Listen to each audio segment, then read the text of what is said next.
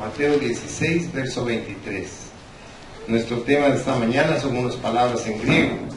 Upageo piso mou satana. Y dice así la palabra de Dios, leída en el nombre del Padre, del Hijo y del Espíritu Santo. Pero él, volviéndose, dijo a Pedro: quítate delante de mí, Satanás, me eres tropiezo, porque no pones la mira en las cosas de Dios, sino en las de los hombres. Padre, te ruego que bendigas la palabra y que sea una bendición para nuestro espíritu, para que podamos crecer y madurar en él y podamos comprender muchísimo más nuestra posición espiritual en esta tierra, en el nombre de Jesús. Amén, Señor. Pueden sentarse, mis amados hermanos. Mire lo que Pedro había confesado primero. Si usted va conmigo a Mateo, capítulo 16, verso 16, si es tan amable, dice: respondiendo Simón Pedro, dijo: tú eres el Cristo, el Hijo del Dios viviente. Jesús incluso le dijo: eso no te lo reveló ningún estudio teológico, sino vino directamente del cielo. Y aquí vemos a este mismo Pedro que aceptaba la divinidad del Señor, pero ahora lo vemos ignorante de la necesidad del sacrificio vicario de Cristo por la humanidad. Cristo tenía que morir por nosotros, porque nosotros no podemos vencer nuestra carne de pecado. Él tenía que tomar nuestro lugar para que a través de él nosotros pudiéramos ser bendecidos. Por supuesto, cada persona puede determinar qué es lo que va a hacer con su vida, pero aquí lo que estamos viendo es que esta persona estaba actuando en contra de los principios de Dios, en contra del propósito de Dios, en contra de la salvación de la humanidad. Y piensen quién era Pedro, por favor, porque es interesante lo que esta mañana vamos a compartir. Consideremos entonces que Pedro fue un Satanás para Cristo en ese momento. El nombre de Satanás significa literalmente adversario, o sea, era un adversario del Señor sin que él se lo propusiera. Estaba actuando en su naturaleza humana, pero es parte de lo que vamos a platicar esta mañana. Tenemos que entender que Pedro no era Satanás, sino que estamos viéndolo como un adversario de los principios que Dios estaba poniendo para la humanidad. Así lo tenemos que tomar. Ahora, el Señor les había anunciado a sus discípulos que Él tenía que ir a Jerusalén, que tenía que ser maltratado, que tenía que ser crucificado, morir y resucitar al tercer día.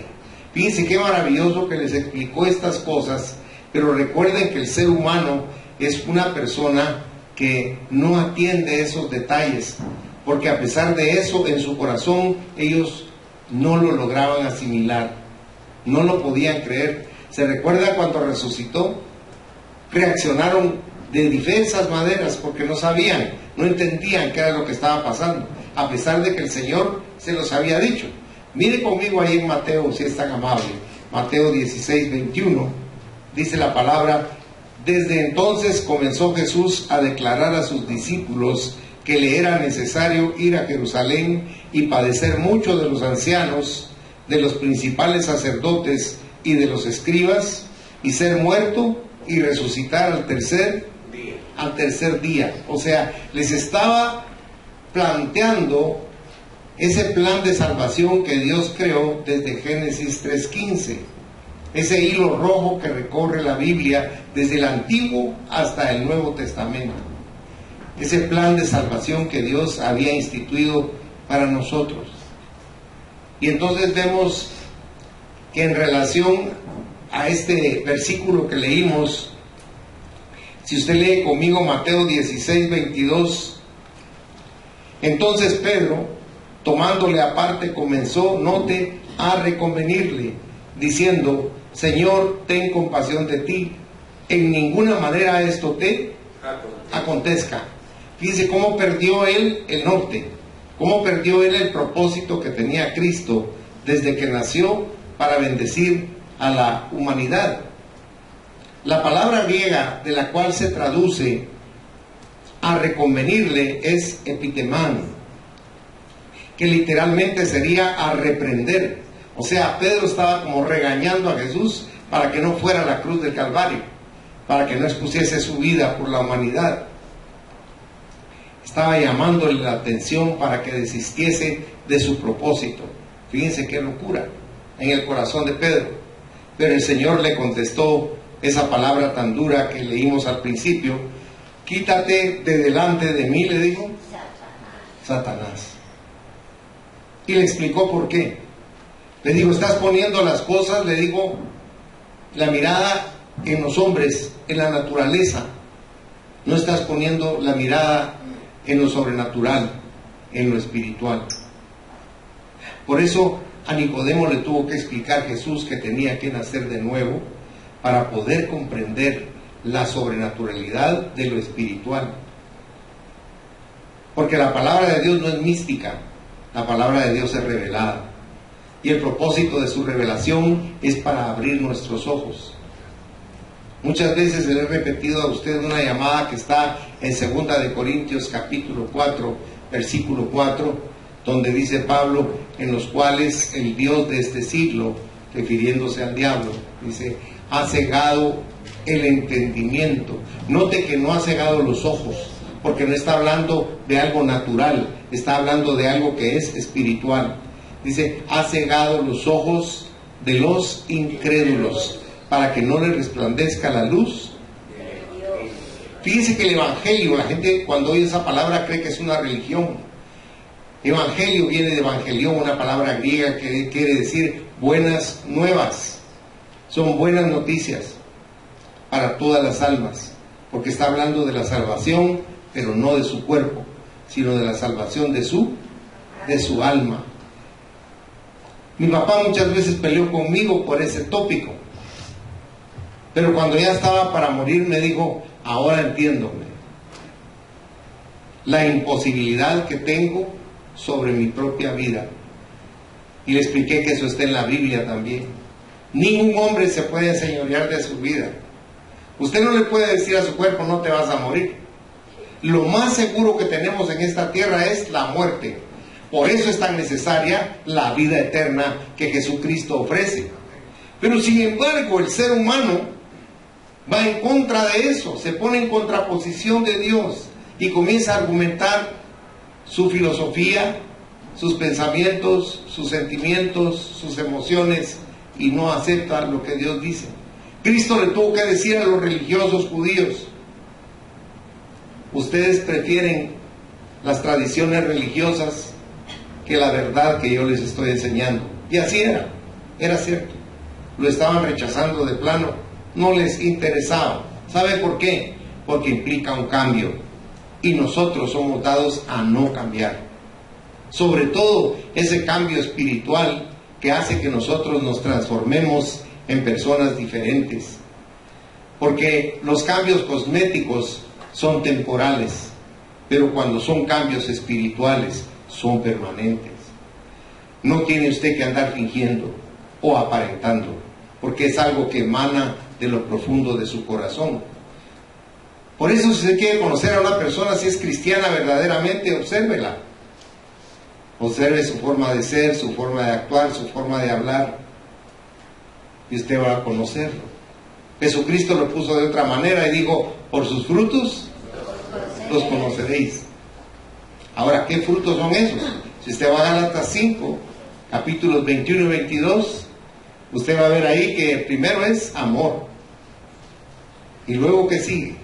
Gozo, paz, paciencia, bondad, benignidad, fe, mansedumbre, templanza. Y si usted nota, Pablo hace una acotación y dice ahí, contra tales cosas, dice, no hay ley. Ahora, ese fruto florece en una persona que está dispuesto a aceptar de Dios esa transformación. Pero como somos rebeldes, este macho es mi mula. No, así soy yo y así me muero, punto. Así decía mi abuelita, genio y figura hasta la sepultura. Porque no entendemos algo, que cuando nos rendimos a Dios, no es a la fuerza. Dios no obra a la fuerza en la vida del creyente. Dios entra en el corazón de la persona y comienza a tratar con Él en lo profundo de su conciencia. Y empieza una labor infatigable de parte de Él. Por eso usted lee en Filipenses capítulo 1, versículo 6, que dice: estoy persuadido, dice Pablo, de que el que empezó la buena obra en mí, la concluirá en el día de Jesucristo. Porque Él está trabajando con nosotros todo el tiempo. Está obrando en nuestro espíritu. Quiere que seamos consecuentes con nuestra vida. Nosotros es rarísimo que tengamos un estado de conciencia verdadero. Es rarísimo que el hombre reconozca lo que él es. Es difícil que una persona trate de verse a sí mismo. Pero cuando el Espíritu Santo entra en nuestro corazón, nosotros descubrimos que no somos lo que hemos creído. Si usted fuera en su Biblia, por favor, a 1 Corintios capítulo 13, mire lo que dice el versículo 12, que es bien conocido. Si usted nota, está hablando de cómo se ve usted y cómo me veo yo. Y está utilizando una forma análoga de nuestra vida, porque si usted nota, dice ahí: ahora vemos como por espejo. Nos vemos a nosotros, pero cuando usted se ve en el espejo, si usted nota, la figura del espejo está al revés. Su brazo derecho ahí aparece como el brazo izquierdo. Todo está al revés en el espejo. Entonces Pablo está usando un sentido figurado para que lo comprendamos. Que nos vemos a nosotros mismos, re buena gente, se ha fijado. Si alguno es tacaño, hasta es capaz de preguntar: ¿soy yo tacaño? Si alguno es egoísta, puede preguntar: ¿cuándo has visto que sea egoísta? Soltad eso, por favor. O sea, nosotros no logramos vernos a nosotros mismos. Y si usted analiza más, ahí sigue diciendo todavía Pablo, que no solo nos vemos al revés, sino dice oscuramente. O sea, note que no nos vemos como nos debemos ver, porque no hemos hecho un estado de conciencia verdadero en nosotros. Nos vemos como nos queremos ver. Pero si usted nota al final del versículo que dice: mas entonces conoceré, ¿cómo dice? Como fui conocido. O sea, Dios nos va a decir: ese eras tú. Y uno va a decir: ay, no puede ser, no era tan malo. Porque lo que Dios anhela es que nos logremos ver a nosotros mismos. Mire, fácil es ver a otra persona y enumerarle sus deficiencias. Eso es fácil, eso lo hace cualquiera. Ahora, dígame quién se ve a sí mismo y comienza a escudriñar todas las deficiencias que tiene como persona. Usted sabe que no lo hacemos. Por eso el Señor está aquí hablándonos con amor, para que entendamos que el cambio del nuevo nacimiento no es algo humano que es pensado y planificado, sino que es algo espiritual, divino, que hace que nos transformemos en personas verdaderamente diferentes, que no sigamos siendo como hemos sido, sino que seamos renovados totalmente. Pablo se esmeró en eso. Cuando escribió a los romanos, recuerde que Roma era una ciudad cosmopolita con más de 1 millón de habitantes, una ciudad donde había infinidad de formas de pensar, y a ellos les dijo Pablo claramente que tenían que presentar sus cuerpos en sacrificio vivo y santo, agradable a Dios, que era nuestro culto, y agregó: racional. O sea que podemos actuar irracionalmente también. O sea que lo que el Señor está queriendo decirnos es que dejemos de ser lo orgullosos, lo arrogantes que somos con Él, y seamos humildes. Porque le voy a explicar algo. Ese es otro problema que tenemos. Nos vemos nosotros humildes, hermanos, a nosotros mismos. A veces no te has fijado cómo he sido de humilde yo. ¿Y eso qué es? Es orgullo, es vanidad. Vanidad quiere decir vacío. Dios nos está tratando de llevar por el camino correcto, para que nosotros tengamos una vida recta. Pero el problema es que queremos tener una vida recta para que nos miren y para que nos aplaudan. Y ese es un error. El cambio verdadero en el ser humano a través de Jesucristo es para agradar a Dios, no es para agradar a las personas. Mire, con todo respeto, que le venga del norte la opinión de los demás, que le importe mucho la opinión que Dios tiene de usted. Y yo lo reto para que usted hoy, en la noche, cuando esté antes de dormirse, dígale: Dios mío, ¿de veras cómo soy yo, Señor? Ya me quedó la espinita de lo que dijo ayer el pastor. Porque créanme, hermanos, si no necesitáramos cambio, la palabra de Dios no lo diría ni lo demandaría, para que no sigamos siendo lo que somos. Es que es bien duro y bien difícil eso, aunque ustedes no me lo quieran creer. Entonces vemos aquí que Pedro estaba reprendiendo a Jesucristo para que no fuera a la cruz del Calvario, y el Señor lo tuvo que reprender a él. Pero yo le quisiera leer una nota que le escribí breve.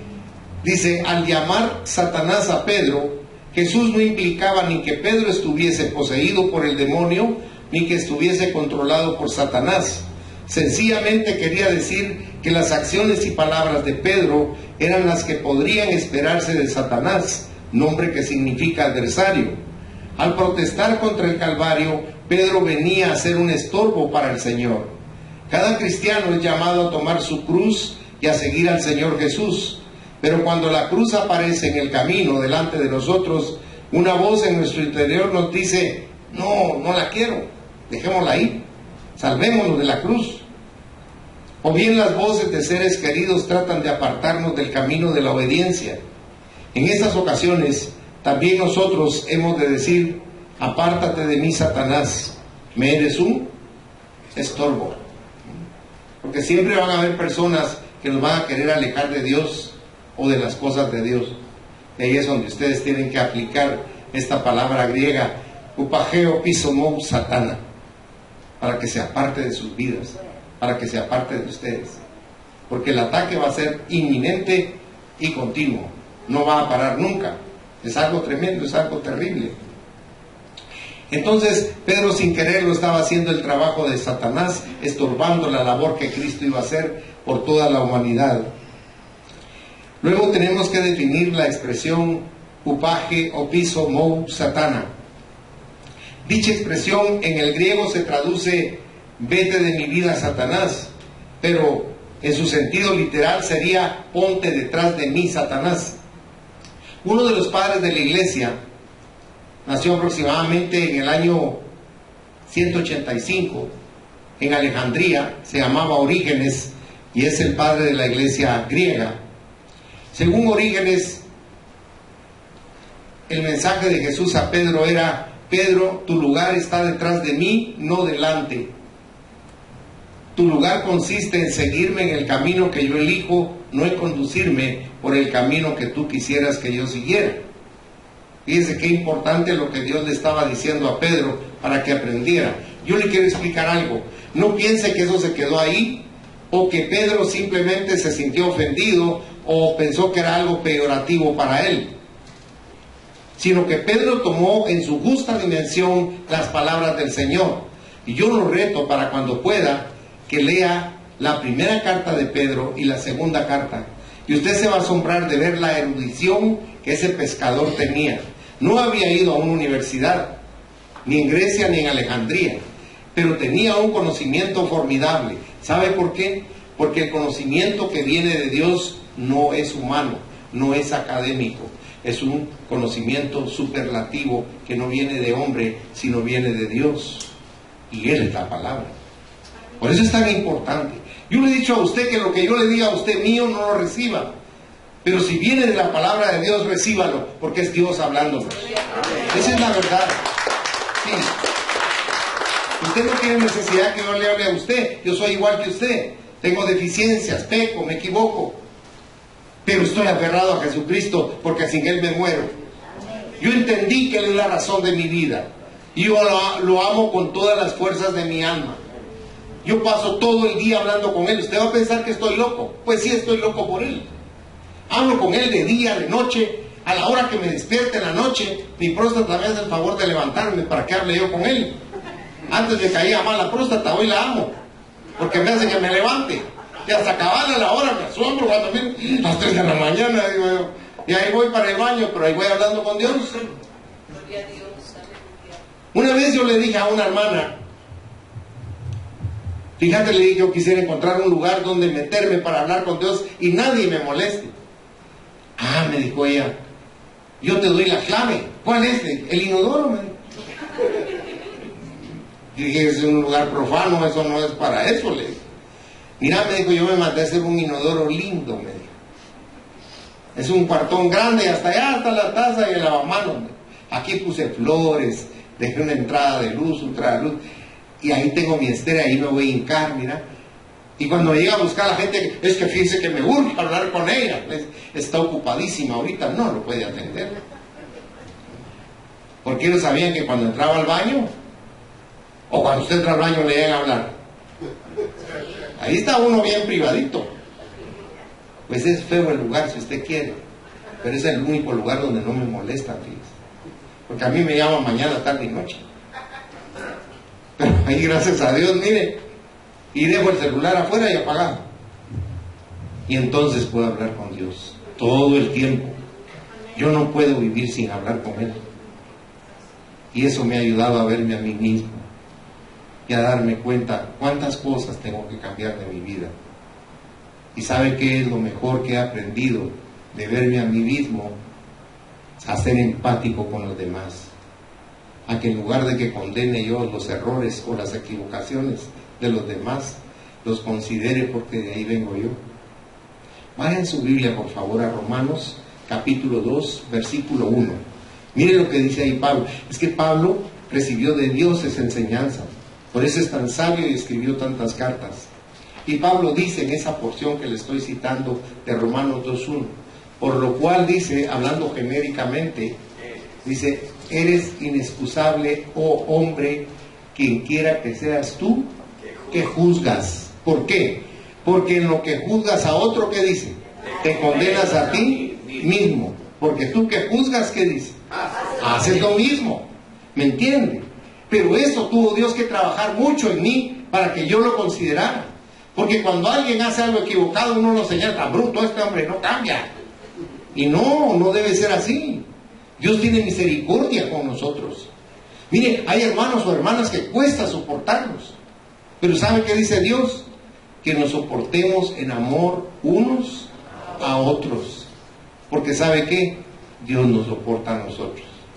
Y eso ya es decir bastante, hermano. Somos bien difíciles, fíjense. Los seres humanos somos bien complejos. Y Dios nos tiene paciencia. Y nos ama y nos acepta, así como nosotros somos. Mire conmigo en Mateo 4, versículo 10, si es tan amable. Entonces Jesús le dijo, vete, Satanás, porque escrito está, al Señor tu Dios adorarás y a Él solo servirás. Porque el Señor había estado sin comer ni beber durante 40 días y 40 noches. Y lo primero que hizo Satanás fue llegar a Él para que lo tentara.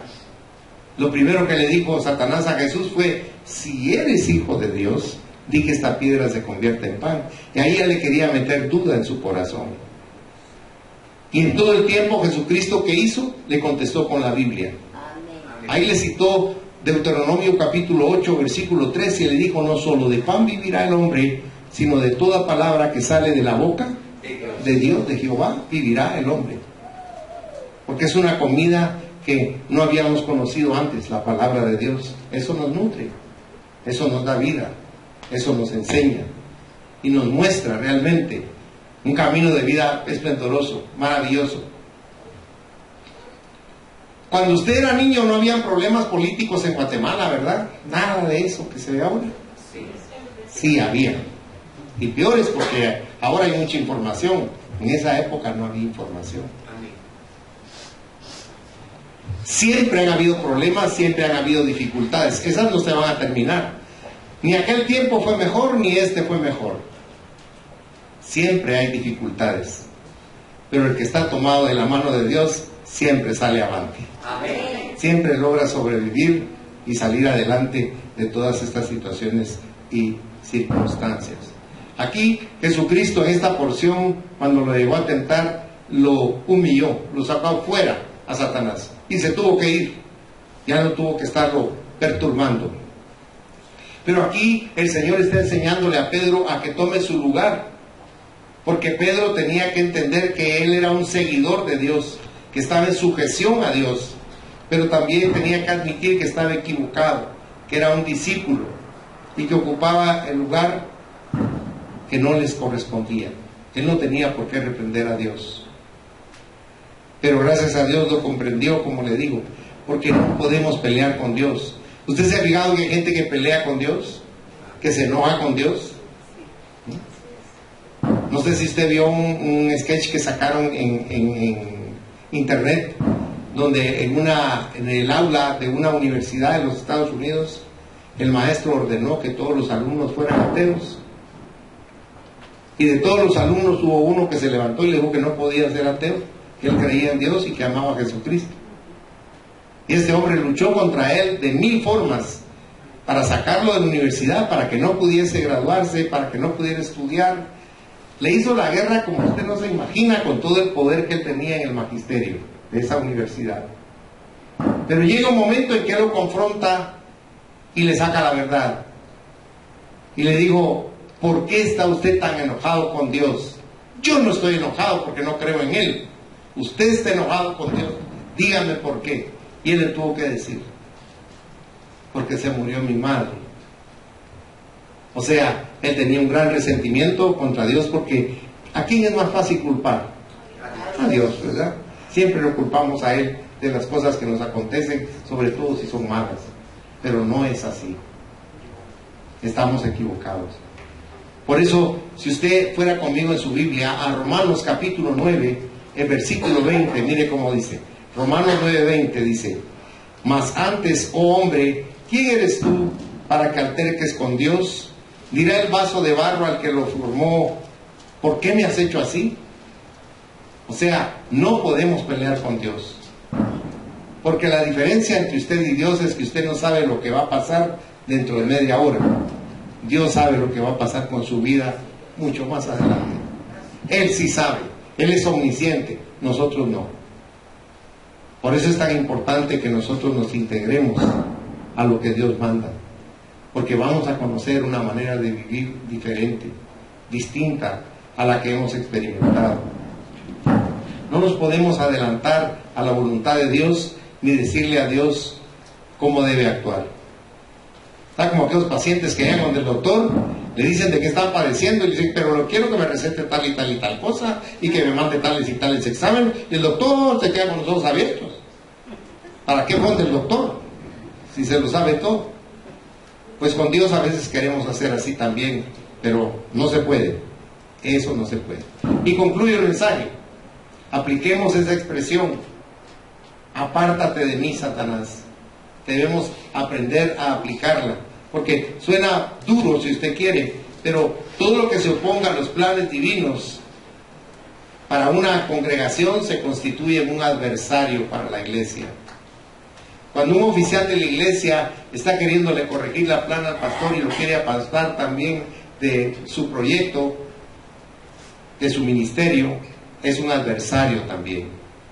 Parece que el adversario viniera de fuera, pero a veces el adversario está aquí adentro. Por eso es tan importante que nosotros oremos, porque Dios nos habla en la oración y transforma la intención de nuestro pensamiento, nuestra voluntad y nuestro corazón. Él nos enseña con paciencia. Por eso le hablaba yo de la humildad, porque esas cosas no funcionan en el cristiano, porque somos muy orgullosos y hacemos como nosotros queremos y como nosotros decimos, y eso no puede ser así. Mire, ¿usted cree que un cristiano orgulloso es aceptado por Dios? No. Yo se lo voy a enseñar. Vayan su Biblia, por favor, a la primera epístola de Pedro, si es tan bondadoso. Primera carta de San Pedro. Vamos a ver ahí en el capítulo 5. Miren cómo dice el versículo 5. Igualmente, jóvenes, están sujetos a los ancianos, y todos sumisos unos a otros, revestidos de humildad, porque Dios resiste a los soberbios y da gracia a los humildes. O sea que con el orgulloso y soberbio Dios no quiere ver nada, y por eso siempre están mal, siempre se los lleva el río. Pero es por el orgullo. El orgullo es lo que perdió a Satanás. ¿Usted ha oído hablar de Satanás? ¿Sabe cómo era Satanás? Mire, él se llamaba Lucero de la mañana, Lucifer. Pero era alguien que nosotros no hemos estudiado. Tenemos un atisbo de él, una idea de lo que él es, pero no es así. Vayan por favor, ténganme paciencia un momentito. Vayan su Biblia, si es tan amable, a Ezequiel, capítulo 28, si fuera tan bondadoso. Ezequiel capítulo 28, y con todo respeto le ruego que le ponga atención.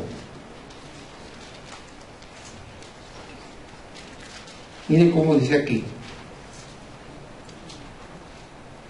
Le voy a leer del versículo 4 en adelante.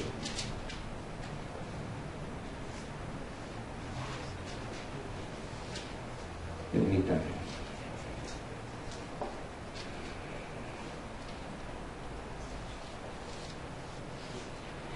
Le voy a leer más adelante, disculpe. El verso 11 dice: vino a mí palabra de Jehová diciendo: hijo de hombre, levanta endecha sobre el rey de Tiro. Aquí está utilizando ese título para el diablo. Y dile: así ha dicho Jehová el Señor, tú eras el sello de la perfección, lleno de sabiduría y acabado de hermosura. En Edén, en el huerto de Dios estuviste, de toda piedra preciosa era tu vestidura, de cornerina, topacio, jaspe, crisólito, berilo y ónice, de zafiro, carbunclo, esmeralda y oro. Los primores de tus tamboriles y flautas estuvieron preparados para ti en el día de tu creación. Tú, querubín grande, protector, yo te puse en el santo monte de Dios. Ahí estuviste en medio de las piedras de fuego, te paseabas. Perfecto eras en todos tus caminos, desde el día que fuiste creado hasta que se halló en ti maldad. A causa de la multitud de tus contrataciones, fuiste lleno de iniquidad y pecaste, por lo que yo te eché del monte de Dios y te arrojé de entre las piedras del fuego, oh querubín protector.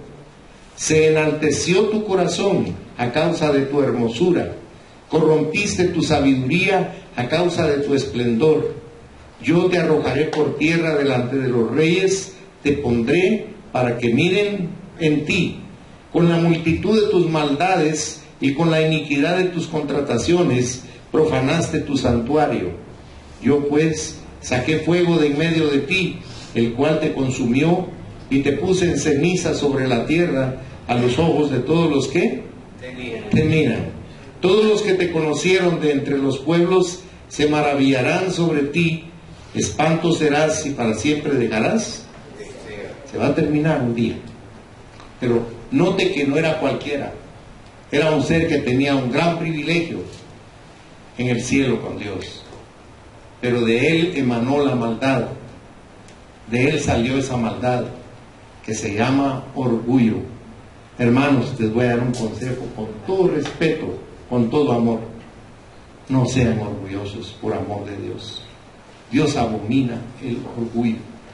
Y eso es algo que lo traemos inseminado en el ADN. Ay, sí, hermanos. ¿Cómo cuesta ser humilde, hermanos? Pero como dijo Jesucristo, ¿se recuerda? Él dijo: aprendan de mí que soy humilde, manso y humilde. ¿De qué dijo? De corazón. No de apariencia, ya se fijó, sino de corazón. O sea, la humildad es algo de adentro, no es de apariencia. Usted va a ver un montón de cristianos, pero solo nominales, que van a negar la eficacia del Evangelio en su corazón. ¿Sabe qué dice la Biblia? Con estos ni comas, dice. Ese es el consejo que da Pedro. Porque a veces hay gente que usted quiere trabajar para Dios y hay gente que le estorba. En la iglesia donde yo estuve, y cuando les dije que Dios me había hecho un llamado, primero cuando Dios me hizo el llamado, yo me negué y le dije que no. Y el Señor siguió trabajando conmigo, con paciencia.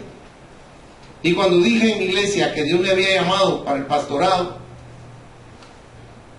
los primeros que se levantaron contra mí fueron los ancianos de la iglesia, me reconvinieron, me dijeron que si me iba y regresaba no me iban a aceptar en la iglesia.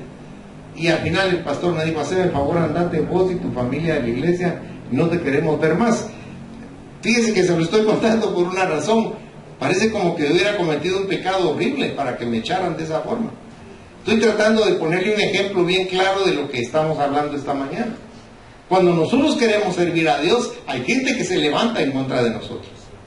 Una sierva de Dios que yo quería mucho, y supuestamente me quería mucho a mí. Cuando le conté que el Señor estaba obrando para que yo pudiera hacer lo que tenía que hacer, ella hasta lloró y me dijo que no, que yo estaba equivocado, no era un llamado de Dios. Y hasta hoy uno puede comprender cómo Satanás usa tantos medios y personas para apartarnos de la voluntad de Dios, de lo que Dios quiere que hagamos. Ser pastor, cuando su interés no es lo material, sino el crecimiento de las almas, créame que es algo tremendo, es muy sufrido. Cuando usted realmente está sirviendo a Dios de corazón, cuando no son los intereses creados lo que lo mueve, usted sufre mucho. Mire, lo pelan a uno como que es banano, día y noche. Hablan un montón de cosas de uno, lo vituperan. Miren, a veces yo le decía a Dios, Señor, ¿para qué dejaste que me metieran en esto? Yo no quería. Acordate que te dije que no quería. Gente que lo abraza y lo besa, si pudiera con un cuchillo lo está picando por la espalda. Sí, hermanos, de verdad. O sea, no es fácil ser siervo de Dios. A veces usted pasa 48 horas preparando un mensaje y cuando usted lo viene a predicar hay gente que se viene a dormir. Gente que dice, mira, me gusta, no me llegó. Si no es para que le llegue, es para que lo cambie. Lo que Dios quiere es transformar nuestra vida. Pero respetar el llamado de Dios cuesta, no es fácil. Hay gente que lo va a aborrecer de gratis por servir a Dios, por tratar de servir a Dios.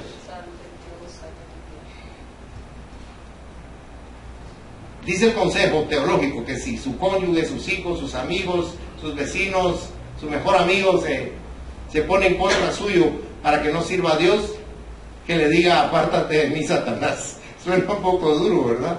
Pero así nos aconseja la palabra que hagamos en esas circunstancias. A todo aquel que nos venga a molestar, que nos venga a incomodar, aguijoneándonos, prácticamente afligiéndonos, juzgándonos o subestimándonos, debemos responderle, como dijo aquí Jesús a Pedro, upageo piso mou satana. Y para concluir el mensaje, y abusando de su paciencia, le voy a leer un concepto que dejó escrito Matthew Henry, un inglés muy sabio, un hombre entregado verdaderamente a Dios. Este hombre lo escribió entre 1708 y 1710 y es un comentario famoso, si usted lo quiere buscar en internet. Es un comentario sobre la Biblia exegético increíble que va desde Génesis hasta Apocalipsis. Son 12 tomos del comentario bíblico que él escribió, porque era un erudito, era un sabio que estudió la Biblia profundamente y los conceptos que vertió son sumamente acertados y correctos. De él le voy a leer lo que dice en relación con esta porción donde Pedro le dijo Dios le dijo a Pedro, apártate de mí, Satanás. Dice, ¿qué inconstante puede ser el mejor de los amigos de Jesús? Satanás emplea sus más astutas estratagemas para susurrarnos falsos consejos de labios de nuestros mejores amigos. La amabilidad y el cariño de nuestros deudos pueden ser convertidos en las manos de Satanás, en las peores trampas para nuestra salvación. Por eso debemos aprender a reconocer la voz del diablo, lo mismo cuando nos habla por medio de un santo que cuando nos habla por medio de una serpiente. De Cristo hemos de aprender a desoír los falsos consejos, aunque vengan de los mejores amigos, sin atender a falsos miramientos y aunque parezca a otros que somos descorteses. O sea, él escribe eso para aconsejarnos que tengamos prudencia en cuanto al servicio que le hacemos a Dios, porque siempre va a haber quien se levante para apartarnos de ese proyecto de vida. Si usted va a servir a Dios, hágalo. La recompensa en paz, en gozo, en tranquilidad, en respaldo, es maravilloso. Amén. Dios ha sido bueno conmigo. Bendito sea Dios. Por Él estamos aquí. Cierre sus ojos, por favor. Vamos a terminar orando. Señor Dios Todopoderoso, te damos gracias por habernos permitido servirte y seguir en ese camino que muchos trataron de estorbar. Te pido, Padre, que apartes de nosotros toda actitud negativa de cualquier persona para querernos apartar del camino que eres tú. Que nunca seamos un adversario para obstaculizar el que la voluntad de Dios se cumpla en otros. Que jamás nadie nos tenga que decir upajé, upiso, mou, satana. Te pido, Padre Celestial, que nuestro corazón se llene de sabiduría y que en este día nosotros podamos comprender la necesidad que tenemos de profundizar el conocimiento tuyo, no de una manera intelectual, sino de una forma espiritual, para que logremos comprender el propósito de nuestra vida en esta tierra, por qué estamos aquí y hacia dónde vamos. Señor, yo te pido en esta mañana que bendigas a cada uno de los presentes. Y si alguno de ustedes nunca le ha abierto su corazón a Cristo, ahí en su lugar, le ruego que le diga: Señor Jesús, yo te abro mi corazón esta mañana. Te pido perdón por mis pecados y por mis errores. Y te ruego que entres en Él y que me enseñes una manera de vivir diferente. Que me muestres la profundidad que tiene tu palabra para poder comprender tantas cosas a las que he sido indiferente, desinteresado o que no he tratado de profundizar. Ven, Señor Jesús, y quédate en mi vida, te lo ruego. Amén. Sigan orando, mis hermanos. Si alguien hizo esta oración por primera vez en su vida, levante su mano. Yo quiero orar por usted, yo quiero bendecirle, porque el Señor quiere entrar en lo profundo de su corazón. Señor Dios omnipotente, yo te doy gracias porque cada persona en este lugar ha abierto su corazón para ti, y yo te ruego que los bendigas, Señor, que les enseñes, que los guíes, que los edifiques, que los reprendas cuando sea necesario, para que no equivoquen el camino, para que ellos puedan tener una vida satisfactoria y puedan partir de esta tierra con su corazón tranquilo. Te pido que los bendigas en su entrar y en su salir. Te pido que abras los ojos, los oídos y la mente espiritual de ellos para que descubran ese recurso maravilloso que nos das para que espiritualmente crezcamos y maduremos.